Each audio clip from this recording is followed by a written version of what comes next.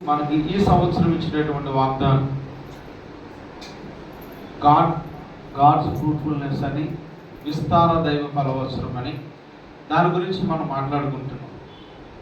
So దేవుడు ఆశీర్వదించే దేవుడని, దేవుడు ఆశీర్వదించాలి అంటే, దేవుడు దీవించాలి అంటే మన జీవితాల్లో కలిగి ఉన్నటువంటి లక్షణాలు ఎలా ఉండాలి అన్న దాని గురించి మనం పరిశుద్ధ గ్రంథంలో నుండి ఆయా వ్యక్తులను, ఫలభరితంగా ఉన్నటువంటి వ్యక్తులను మనం జ్ఞాపకం చేసుకుంటున్నాం కదండి.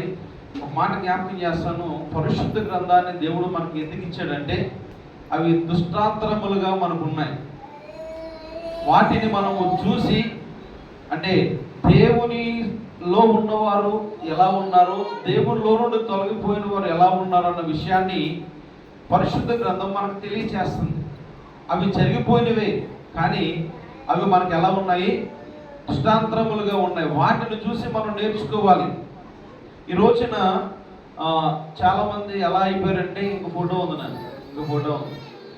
ఇది నేను ఎలా ఎందుకు చెబుతానంటే, దేవుడు నిన్ను ప్రేమిస్తున్నాడు, దేవుడు నిన్ను దీవిస్తున్నాడు అంటే ఏం చేద్దాం, ఎల్లేస్తాం, కేకలేస్తాం, చప్పలు కొడతాం.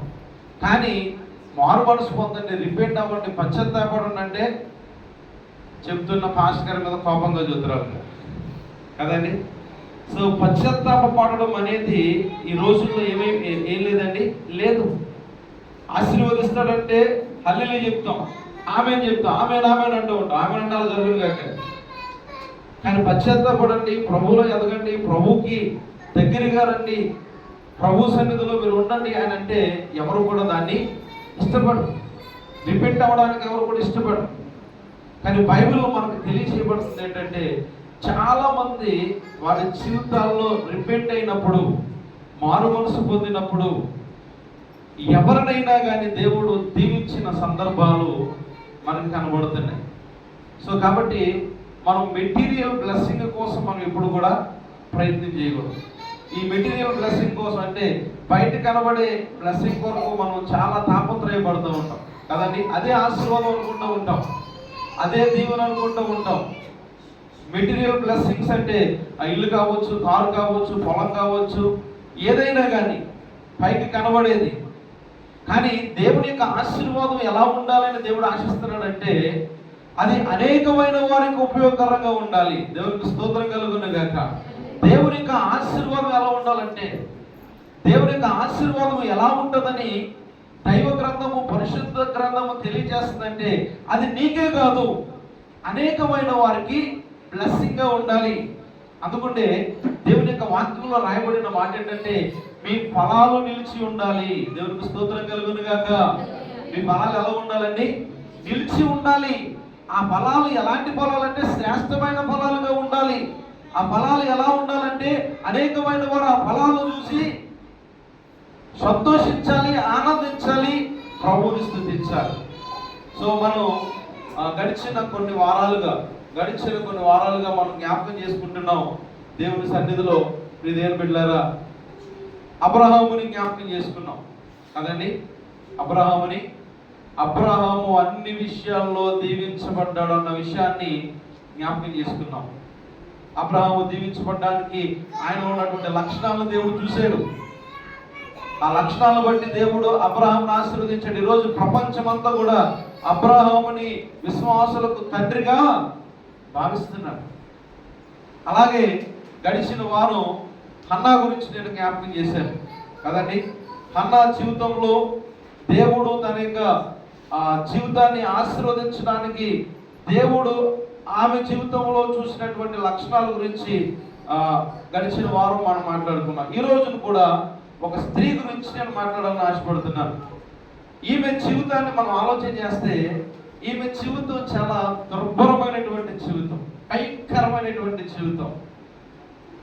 అటువంటి జీవితము కలిగినటువంటి ఆ స్త్రీ దేవుని విషయంలో ఉన్నటువంటి ఆ యొక్క విశ్వాసాన్ని బట్టి కావచ్చు, లేకపోతే దేవుని సన్నిధిలో ఉన్నటువంటి ఆమె దేవునిపై ఆమెకున్నటువంటి భయభక్తులు కావచ్చు, ఆమెను ఎక్కడికి తీసుకెళ్ళిందంటే ప్రపంచానికి ఆశీర్వాదకారకుడైనటువంటి యేసుక్రీస్తు వంశావళిలో భాగమైంది.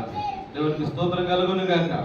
దుర్భరమైనటువంటి జీవితం, ఎంత భయంకరమైనటువంటి జీవితం అంటే అంత భయంకరమైనటువంటి జీవితం, అంత భయంకరమైనటువంటి జీవితము జీవించే వారిని కూడా ప్రభువు ఆశీర్వదిస్తాడు అంటే బైబిల్ చెప్తుంది, దేవుని యొక్క వాక్యం చదివిస్తుంది. అటువంటి వారిని కూడా దేవుడు దీవిస్తాడు. అటువంటి వారిని మనం చూస్తే, సమాజంలో మనం చూస్తే అసహించుకుంటాం. ఇలాంటి బ్రతుకెందుకు అని ఆ బ్రతుకు గురించి మాట్లాడుకుంటూ ఉంటాం. చిచ్చి, నీది ఒక బ్రతికేనా, నువ్వు అనేకమైన కుటుంబాలను నాశనం చేసే వ్యక్తిగా నువ్వు ఉన్నావని ప్రపంచం అంటే సమాజంలో మనం చూస్తే అటువంటి వారిని మనం అసహించుకుంటాం. కానీ నీవు నేను ఆరాధిస్తున్న దేవుడు పరిశుద్ధుడైన దేవుడు అసహించుకునేవాడు కాదు. వారి జీవితాల్లో కనుక మార్పు వస్తే, వారి జీవితాల్లో కనుక ప్రభువుకి అవకాశం ఇస్తే ఎటువంటి వారినైనా ప్రభువు ఆశీర్వదించే దేవుడు. దేవునికి స్తోత్రం కలుగును గాక. హల్లెలూయా. ఈమె గురించి పాత నిబంధనలో రాయబడి ఉంటది, కొత్త నిబంధనలో కూడా రాయబడి ఉంటది. విశ్వాస వీరుల జాబితాలో ఈమె పేరు కూడా రాయబడి ఉంది. ఆమె ఎవరు అని అంటే ప్రియమైన బిడ్డలారా, యెహోషువ గ్రంథంలో మనకు కనబడుతూ ఉంటది. ఈమె యెహోషువ గ్రంథంలో మనకు కనబడుతూ ఉంటది. ఎవరో ఆల్రెడీ అర్థమైపోయి ఉంటది. రాహాబు అనే స్త్రీ గురించి నేను మాట్లాడాలని ఆశపడుతున్నాను. రాహాబు అనే మాటకు అర్థం ఏంటంటే విశాలమైనది అని అర్థం అంట. విశాలమైనది అని అర్థం అంట. ఈ రాహాబు జీవితాన్ని మనం ఆలోచన చేస్తే, ఈ రాహాబు కానానీయులకు చెందినటువంటి ఆమె. ఈ కానానీయులు ఎవరు అసలు? కానానీయులు ఎవరు అని అంటే నోవాహు కుమారుల్లో ఉన్నటువంటి, నోవాహు కుమారుడైనటువంటి హాము కుమారుడు కానాను సంతతికి చెందినవాడు. అంటే ఒక మాటలో చెప్పాలంటే వీళ్ళు క్రైస్తవులు, అవునే కదా. నోవాహు నుండి ఇల్లులే కదా, ఇల్లు నోవాహు కుమారులే కదా. దేవుడు అంటే భయభక్తులు కలిగిన వారే. కానీ ఈమె దేవుడిని విడిచిపెట్టేసింది. దేవుడిని విడిచిపెట్టేసింది. ఈ నోవాహు కుమారుడైనటువంటి హాము కుమారుడు కానాను సంతతికి చెందినవారు. వీరు సుమారు దాదాపుగా క్రీస్తు పూర్వం 9వ శతాబ్దంలో వర్ణమాలను కనిపెట్టారట. వర్ణమాలను కనిపెట్టిన ప్రసిద్ధి చెందిన వారుగా వీరు ఉన్నారని దేవుని యొక్క వాక్యం సెలవిస్తుంది. అంటే చరిత్ర తెలియజేస్తుంది. మీరు గూగుల్లోకి వెళ్తే ఆమె గురించి కనుక సెర్చ్ చేస్తే చాలా విషయాలు తెలియచేయబడతాయి. సో అయితే ఈమెకున్నటువంటి ఆ యొక్క లక్షణాలు ఏంటి? ఆమెను ప్రభువు ఫలభరితమైనటువంటి జీవితంలోకి ఆమెను తీసుకెళ్ళడానికి ఆమెలో దేవుడు చూసినటువంటి లక్షణాలు ఏంటి? అసలు దేవుడు మనల్ని ఆశీర్వదించాలంటే మనలో ఉన్న ఆశను చూస్తాడండి. ఎప్పుడు కూడా దేవుడు మనల్ని దీవించాలంటే మనలో ఉన్న ఆశను దేవుడు చూస్తాడు. మనలో ఉన్నటువంటి కోరికను దేవుడు చూస్తాడు. దేవుని కొరకు మనం ఏ రీతిగా ఉన్నామో, దేవుని కొరకు మనం ఏ రీతిగా జీవిస్తున్నామో, దేవుని పట్ల మనము ఏ యొక్క ఆలోచనలు కలిగి ఉన్నామో అది దేవుడు చూస్తాడు. ఆశను చూస్తాడు. దేవుని కొరకు మనం ఎలా బ్రతకాలన్న ఆశను దేవుడు మనలో నుండి చూస్తాడు. ఈ యొక్క రాహాబును మనం ఆలోచన చేస్తే ప్రియమైన బిడ్డలారా, వీళ్ళు ఈమె జీవితము చాలా భయంకరమైనటువంటి జీవితం. ఎట్లాంటి జీవితం అంటే తన యొక్క శరీరాన్ని అమ్ముకొని బ్రతుకుతున్నటువంటి జీవితం ఈమె జీవితం. చూద్దాం ఒకసారి. యెహోషువ గ్రంథంలో మనకు కనబడుతూ ఉంటుంది ఈమె గురించి. 2వ అధ్యాయంలో మనకు కనబడుతూ ఉంటుంది. యెహోషువ చెబుతూ ఉంటాడు కొంతమందిని వేగుల వారిని పంపించాలని. 2వ అధ్యాయంలో మనం చూస్తే నూను కుమారుడైన యెహోషువ వేగుల వారైన 2 మనుషులను పిలిచి మీరు పోయి ఆ దేశమును ముఖ్యముగా ఎరుకొని చూడని వారితో చెప్పి 2 పంపిస్తూ ఉంటాడు. ఎరుకో పట్టణం వెళ్ళిన తర్వాత ఈమె దగ్గరికి వెళ్తారు. ఎవరి దగ్గరికి? రాహాబు దగ్గరికి వెళ్తారు. రాహాబు ఎక్కడ నివసిస్తుందంటే ఆ ఎరుకో పట్టణం యొక్క ప్రాకారము మీద తన ఇల్లు నిర్మించుకుంది. ఎక్కడ నిర్మించుకుందండి? ఎరుకో పట్టణం చుట్టూ ప్రహరీ ఉంటుంది చూరా. అంటే ఇల్లు నిర్మించుకుందంటే ఆ పట్టణము ప్రాకారం ఎంతో పెద్దదై ఉండాలి. ఆ ప్రాకారం మీద తన ఇల్లు నిర్మించుకొని తన యొక్క జీవితాన్ని నాశన కోపంలో నడిపించుకుంటుంది. ఒక మాటలో చెప్పాలంటే వేశ్య అంటే రాయబడి ఉంది ఆమె గురించి బైబిల్లో. వేశ్య అని రాయబడింది. వేశ్య అంటే ఎవరు? శరీరాన్ని నమ్ముకుని తన యొక్క జీవితాన్ని గడుపుకునేటువంటి వ్యక్తి. అటువంటి వ్యక్తి విశ్వాస వీరుల జాబితాలో ఎలా చేర్చబడింది? హెబ్రీ పత్రిక 11వ అధ్యాయంలో ఆమె పేరు రాయబడి ఉంటుంది. అదే రీతిగా మత్తయి సువార్త 1వ అధ్యాయంలో ఆమె పేరు రాయబడి ఉంటుంది. రాహాబు అని వేశ్యని రాస్తారు అక్కడ కూడా. సో అట్లాంటి జీవితం కలిగినటువంటి వ్యక్తిని దేవుడు ఫలభరితంగా చేయడానికి ఆమెలో ఉన్నటువంటి లక్షణాలు ఏంటి? ఈ రోజున రాహాబు ప్లేస్లో మనం పెట్టుకోవచ్చు. అదేంటంటే అంత మాట చేశారు పాస్టర్ గారు అని అంటారేమో. ఈ లోకములో మనం ఎలా బ్రతుకుతున్నామంటే పాపములో శాపములో బ్రతుకుతున్నాం మనం. అటువంటి వారిని ప్రభువు ప్రేమించి ఆయన దగ్గరికి వచ్చిన మనలను ఆయన విడిచిపెట్టగా ఏం చేశాడండి? ఆయన మన యొక్క పాపములను కడిగి పరిశుద్ధపరిచిన దేవుడు. ఆయన దేవునికి స్తోత్రం కలుగును గాక. కడిగి హల్లెలూయా. చాలా మంది అనుకుంటారు అబ్బాయి నేను చాలా పర్ఫెక్ట్ అని అంటూ ఉంటారు. యోహాను పత్రికలో మనం చూస్తే అంటూ ఉంటాడు, నాలో పాపము లేదని ఎవడైనా అంటే ఆయన ఏమంటాడండి? అబద్ధం ఆడుతున్నాడు. చూద్దాం ఒకసారి, చూద్దాం ఆ వాక్యాన్ని చూద్దాం. యోహాను పత్రిక చివరిలో ఉంటుంది. యోహాను పత్రిక మొదటి అధ్యాయము 9వ వచనాన్ని చూద్దాం. 10వ వచనం చదివినాను. మనము పాపము లేదని చెప్పుకునే నెలలా ఆయనను అబద్ధికునిగా చేయించున్నాం, మరియు ఆయన వాక్యము మనలో ఉండదు. అంటే క్రైస్తవులైన తర్వాత కూడా పాపంలో ఉంటారని చెప్తాను నేను. ఎందుకంటే ఏ మానవుడు కూడా పర్ఫెక్ట్ కాదు. ప్రతిరోజు ఏదో ఒక పాపంలో మనం పడిపోతున్నాం. ఏదో ఒక పాపం అంటే వ్యభిచారమో దొంగతనమో కాదండి. అవి చేస్తేనే పాపాలుగా చూస్తారేమో. బైబిల్ చెప్తున్న మాట ఏంటంటే ఆజ్ఞ అతిక్రమమే పాపం. అంటే దేవుని మాటను నువ్వు అతిక్రమిస్తే, దేవుడు చెప్పింది ఒకలాగా చెప్తే నువ్వు ఇంకొకలాగా చేయడానికి నువ్వు ప్రయత్నం చేస్తే అది దేవుని దృష్టిలో పాపమే. అది దేవుడి దృష్టిలో దేవుడు సహించడు దాన్ని. ఒక చిన్న మాట అంటేనే మోషేని వాగ్దాన దేశానికి తీసుకువెళ్ళలేదు దేవుడు. తీసుకెళ్ళాడండి. చూశాడు తప్ప దాంట్లో ప్రవేశించలేదు. దేవుడు చెప్పింది నీవు ఆ పట్టణాన్ని నాశనం చేయి, ఆ పట్టణంలో ఉన్న ప్రతి దాన్ని నువ్వేం చెయ్యి, దాన్ని నువ్వు నాశనం చేశాయని మొట్టమొదటి ఇశ్రాయేలు ప్రజలకు రాజు అయినటువంటి సౌలుతో దేవుడు చెప్పినప్పుడు ఆ యొక్క సౌలు ఆ దేవుని మాట వినకుండా ఆ రాజును బ్రతికించాడు. ఆ పశువుల్లో నుండి బలిష్టమైన పశువులను తీసి పక్కన పెట్టాడు. దేవుని కొరకు అర్పించాలని దాన్ని కూడా దేవుడు సహించాల. బైబిల్లో రాయబడి ఉన్నాయి ఆ సంఘటనలో మనకి. అంటే దేవుడు చిన్నదాన్ని కూడా దేవుడు సహిస్తాడండి. కానీ రోజు మనం ఇన్ని పాపాలు చేస్తున్నాము, ఎన్ని రీతిలుగా ప్రభువుని గాయపరుస్తున్నాము, ఎన్ని రీతిలుగా ప్రభువును దుఃఖపడుతున్నాము. ఈ రోజు ఈ యొక్క రాహాబును గురించి ప్రభు మాట్లాడుతున్నాడు.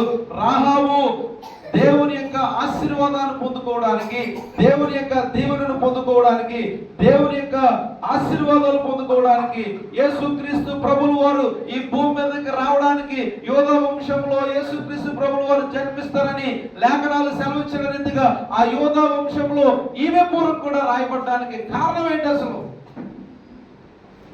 ఆమెలో కొన్ని లక్షణాలని మనం జ్ఞాపకం చేసుకున్నామండి ఈ రోజున. ఆమెలో కొన్ని లక్షణాలు నిజంగా మనం ఆలోచన చేస్తే ఆమె ఎలాగా ప్రభువులో ఉన్నది అని మనం ఆలోచన చేస్తే తన జీవితాన్ని బట్టి ప్రభు మనలో మాట్లాడుతాడు. మొట్టమొదటిగా ఆమెలో ఉన్నటువంటి లక్షణం ఏంటంటే ప్రియమైన బిడ్డలారా, వేగు చూడడానికి వచ్చిన వారు ఆమెతో చెప్పే ఉంటారు, ఇదిగో మేము పట్టణాన్ని వేగు చూడడానికి వచ్చాము. ఎందుకంటే యెహోషువ 2వ అధ్యాయంలో మనం చూస్తే రాజుగారు పంపిస్తారు, సైనికులు పంపించి ఇదిగో నీ ఇంటికి వేగులు వారు వచ్చారు, ఈ పట్టణాన్ని చూడడానికి వేగులు వారు వచ్చారు కాబట్టి వారు ఎక్కడా అని ఆ రాహాబును అడిగినప్పుడు రాహాబు ఏం చేస్తుందండి, వాళ్ళు వచ్చిన మాట నిజమే కానీ వారు ఏం చేశారు, వెళ్ళిపోయారు అని చెబుతుంది. ప్రియమైన బిడ్డలారా, వాళ్ళు వచ్చిన మాట నిజమే అంటే ఈ పట్టణాన్ని నాశనం చేస్తాడు దేవుడు, ఈ పట్టణాన్ని తన ప్రజలకు దేవుడు ఇస్తాడు అన్న సంగతి ఈ యొక్క రాహాబు గ్రహించింది. ఏం చేసిందంటే రాహాబు గ్రహించింది. అందుకనే ఆ మాట నేను కూడా మీకు జ్ఞాపకం చేస్తాను. చూడండి ఒకసారి 2వ అధ్యాయం 9వ వచనం చదవండి. యెహోవా ఈ దేశమును మీకు ఇచ్చుచున్నాడనియు, మీ వలన నాకు భయం పుట్టిననియు, మీ భయం వలన ఈ దేశ నివాసులందరికీ ధైర్యము చెడుననియు నేను ఎరుగుదును. సో ఆమె దేవుడు గురించి విన్నది. ఆమె దేవుడు చేసే కార్యాల గురించి వింది. దేవుడు ఎంత గొప్ప దేవుడు ఆమె తెలుసుకుంది. అందుకుంటే రోమపత్రికలో రాయబడి ఉంటది, వినుట వలన విశ్వాసం కలుగుతారు. దేవుని గురించి ఈ లోక సంబంధమైన మాటలు వినడం వల్ల విశ్వాసం కలదు, కానీ దేవుని గురించి వింటే నీలో నాలో విశ్వాసం కలగాలి. ప్రతిరోజు దేవుని గురించి మనం వినట్లేదండి, వింటున్నాం. దేవుని గురించి దేవుడు చేసిన కార్యాలు, ఆ యొక్క ఐగుప్తు దేశం నుండి తన ప్రజలు విడిపించిన తర్వాత దేవుడు తన ప్రజల కొరకు చేసినటువంటి అద్భుతమైన కార్యాలు ప్రపంచమంతా విన్నారు. ఈమె కూడా విన్నదట. ఈమె కూడా విని ఏం చేస్తుందండి, ఆ ప్రజలందరూ కూడా, ఎరుకో పట్టణంలో ఉన్న ప్రజలందరూ కూడా ధైర్యం చెడిపోయింది, మీ దేవుడు గొప్పడు. కానీ వారు మార్పు చెందలేదు, కానీ ఈమె మార్పు చెందింది. దేవునికి స్తోత్రం కలుగును గాక. మొట్టమొదటిగా విన్నది ఎవరి గురించి విన్నదండి? దేవుని గురించి వింది. దేవుడు చేసిన కార్యాల గురించి వింది. ఈ రోజున రమేష్ అన్న మనం జ్ఞాపకం చేసేందుకు ప్రపంచంలో జరుగుతుంది, యుద్ధాలు జరుగుతున్నాయి, దేశం మీదకి దేశము వస్తుంది. ఇదిగో దేవుని రాకడ సమీపంగా ఉందని లేఖనాలు సెలవిస్తున్నాయి. కాబట్టి ఇదిగో ప్రపంచంలో ఇటువంటి భయంకరమైనటువంటి కార్యాలు జరుగుతున్నాయి అని చెప్పినప్పుడు మనలో ఏం కలగాల? భయము కలగాలి. భయముతో పాటు ఏం కలగాల? దేవుని మీద విశ్వాసం పెంచాలి. దేవునికి స్తోత్రం కలుగును గాక. వినటం మట్టుకు వింటూ ఉంటాం చాలా మంది, చాలా బాగుందండి అని చెప్పకూడదు కాదు. నేను ఆశించేది ఏంటంటే, మాస్టర్ గారు ఈరోజు మెసేజ్ బాగుందని చెప్పేది నేను యాక్సెప్ట్ చేయను. ప్రభు ఈ రోజు నాతో మాట్లాడండి ఎవరైతే చెప్తారో అది యాక్సెప్ట్ చేయాలి. దేవునికి స్తోత్రం కలుగును గాక. హల్లెలూయా. ఎందుకంటే ప్రభు నాతో మాట్లాడాడు, దేవుడు నాతో మాట్లాడి నా ఆత్మీయ జీవితాన్ని సరి చేయడానికి, నా ఆత్మీయ జీవితాన్ని బాగుపరచడానికి, నా ఆత్మీయ జీవితాన్ని దేవుడు ఇంకా అభివృద్ధి పరచడానికి ఈ రోజు నా దేవుడు మీలో నుండి నాతో మాట్లాడాడండి అని ఎవరైతే చెప్పగలరో, ఎవరైతే అనుకుంటారో అది ఆ మెసేజ్ నిజంగా ఆ వాక్యం ఫలించినట్లే. దేవునికి స్తోత్రం కలుగునుగా. కానీ ఈ రోజుల్లో నేను జ్ఞాపకం చేస్తున్నాను, అటువంటి సందర్భాలు లేవండి. చాలా మంది ఏమనుకుంటూ ఉంటారంటే, ఇది నా గురించి కాదు, ఎవరి గురించో ప్రభు మాట్లాడాడు. నేను కూడా అలా చేసినోడ్నే. పాస్టర్ గారు స్టేజ్ మీద ఉండి, నా కుమారుడా ఇదిగో నీవే దేవునికి సొత్తు అంటే, నన్ను కాదని వెనకాలోడి నా ముందున్న వెనకలోడికి వెళ్ళి దాక్కుండేవాడిని. నా గురించి కాదు, నా ముందున్న వాడి గురించి. అట్లా అయిపోయింది క్రైస్తవ జీవితం ఈ రోజున.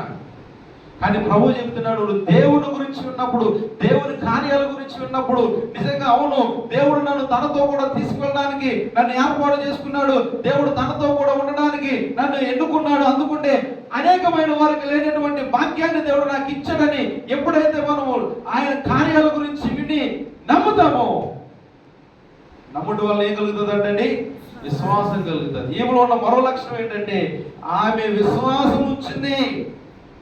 ఏం చేసిందండి? విశ్వాసం. అందుకుంటే విశ్వాస వీరుల జాబితాలో చేర్చబడింది. ఆమె విశ్వాస వీరుల జాబితాలో చేర్చబడడం అంటే ఆషామాషి కాదండి, ఆషామాషి కాదు. ఎలా పడితే అలా ఉంటే విశ్వాస వీరుల జాబితాలో జాయిన్ అయిపోతానంటే అది అసంభవం. అవును కదండి. అందుకుంటే ప్రభు అంటాడు, మీ పేర్లు ఎక్కడ రాయబడాలా? ఈ భూమి మీద యేసు ప్రభు శిష్యులు వచ్చేసి అంటూ ఉంటారు, ప్రభా ఇదిగో అక్కడ దెయ్యాలు వాళ్ళు కొట్టేశాం, అక్కడ గుంటూరు బాగు చేసాం, అక్కడ పక్షమై కలిగిన వాళ్ళు బాగు చేసాం అని ప్రభు దగ్గరికి వచ్చారా? ఎక్కడగా చేసేయి, ఇక్కడ కాదు, మీరు గొప్పగా మాట్లాడుకొని మీ పేర్లు ఆ జీవ గ్రంథంలో రాయబడాలి. దేవునికి స్తోత్రం కలుగును గాక. హల్లెలూయా. అంటే ఇలా అంటున్నా నేను ఏమనుకోను, అంటే ఒక పాస్టర్ గారు చెప్పింది నేను చెప్తున్నా. జోసెఫ్ గారు చచ్చిపోయాడు కదా పొట్టైన, ఆయన చెప్తుంటే మెసేజ్ చెప్తుంటే విన్నాను అన్నమాట.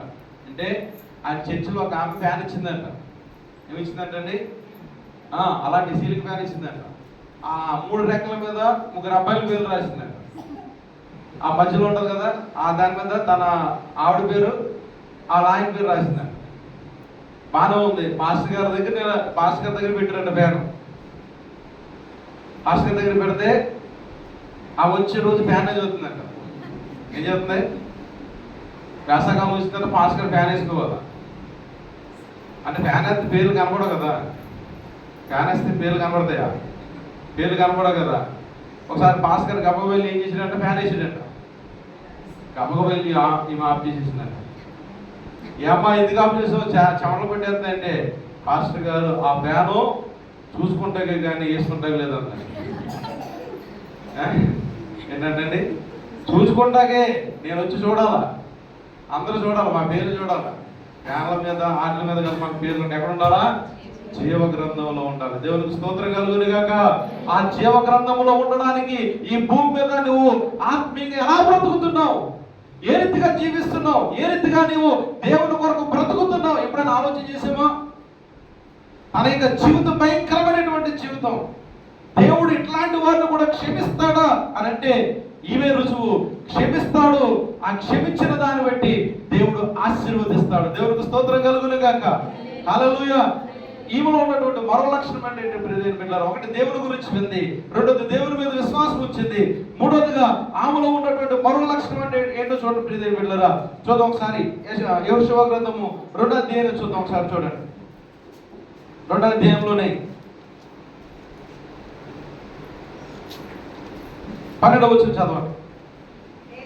నేను మీకు కనుక నా తండ్రికి ఉపకారం చేసి, జాగ్రత్త ఈ మాటలు జాగ్రత్త, నా తండ్రియు నా తల్లియు నా అన్నదమ్ములను నా అక్క చెల్లెలను వారికి కలిగి ఉన్న వారందరూ చావకుండా బ్రతుకనిచ్చి రక్షించినట్లుగా దయచేసి యెహోవా తోడని ప్రమాణం చేయడని చెప్పాను. ఆమె కదండి. ఆ ఆమెలో నిజంగా చదువుతూ ఉంటే ఆమె కాదు, నేను బాగున్నానులే అని అనుకోలేదు. ఆయన తన తండ్రి ఇంటి వారిని, తన తల్లి ఇంటి వారిని, తనకు కలిగిన వారందరినీ కూడా ఏం చేసిందండి?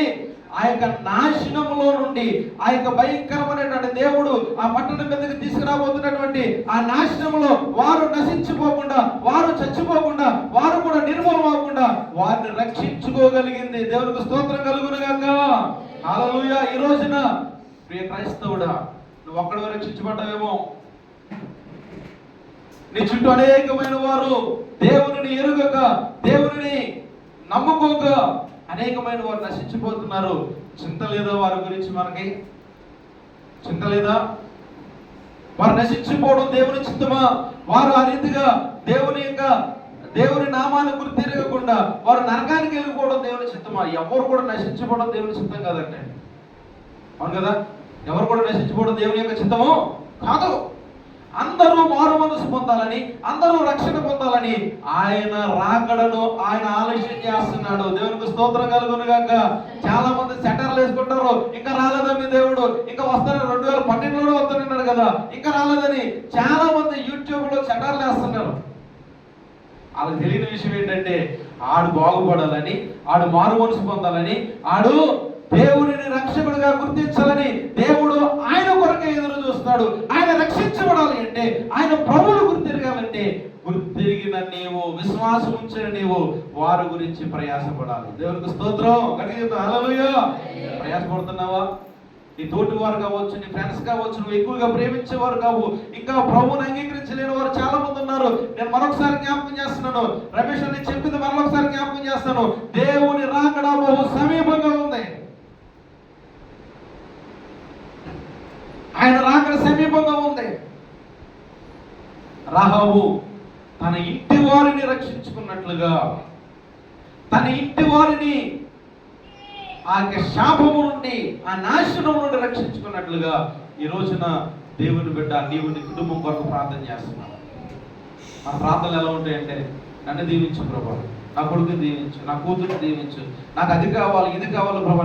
ప్రార్థన చేయడం తప్పు కదా, కానీ దానికన్నా ప్రాముఖ్యమైనది ఏంటంటే నశించిపోతున్న వారి కొరకు మనం ఏం చేయాలి? ప్రభు సన్నిధిలో ప్రార్థించాలి, వారిని ప్రభు కొరకు సంపాదించాలి. దేవునికి స్తోత్రం కలుగును గాక. హల్లెలూయా.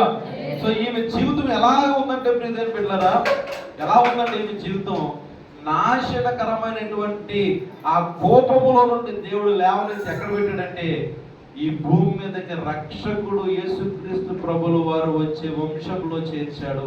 కారణం ఏంటంటే ఆమె ప్రభు గురించి వింది, ప్రభు కార్యాలు వింది, దేవుని మీద విశ్వాసం ఉంచింది.